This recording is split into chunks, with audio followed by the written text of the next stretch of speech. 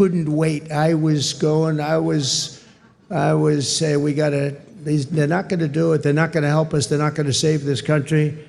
And it really dawned on me about 10 days out. I said, wait a minute, with 10 days, I waited 4 years, 3 years, 2 years. All of a sudden, it's 10 days, and then every day seemed so long.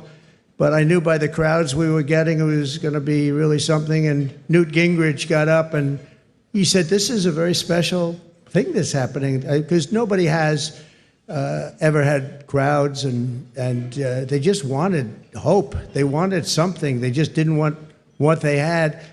And nobody expressed it more beautifully than Newt Gingrich. And thank you, Newt, very much. It was really beautiful. And Callista, thank you very much. Thank you, Callista.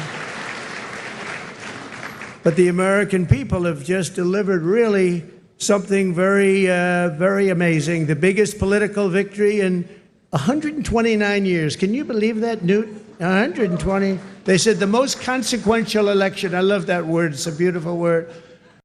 Most consequential election in the last 129 years. Wow, that's something. So we swept all swing states.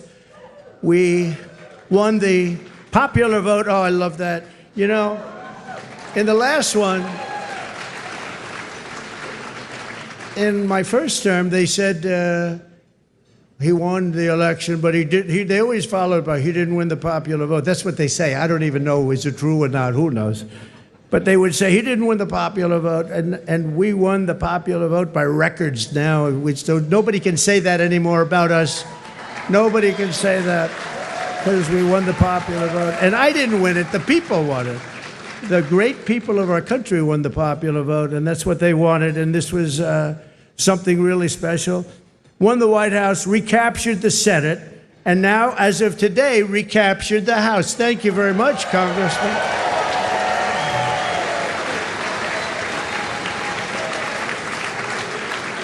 And on track, looks like we have it, the largest margin in the national vote in presidential year since 1928. That's a long time ago. Well, that's interesting. That's when this House was built, 1928. It took a lot of years, but that was when it was completed.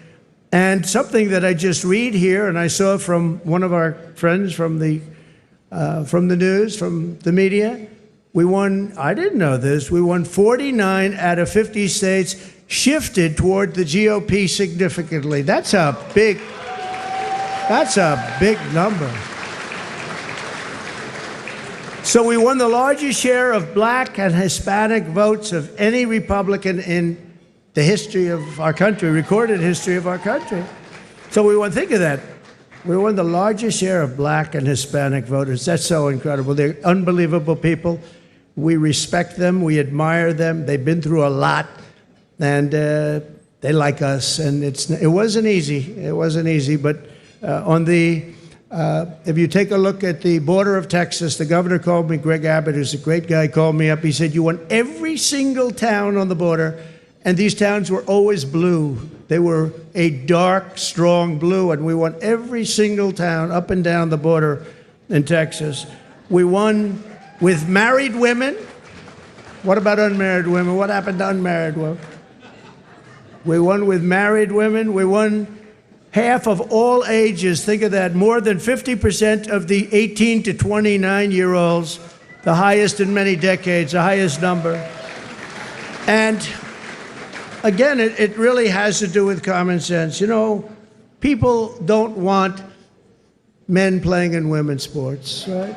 They don't want it. They don't want it. You know, I said that during the last few weeks, I was very heavy on the common sense things, like they want a border.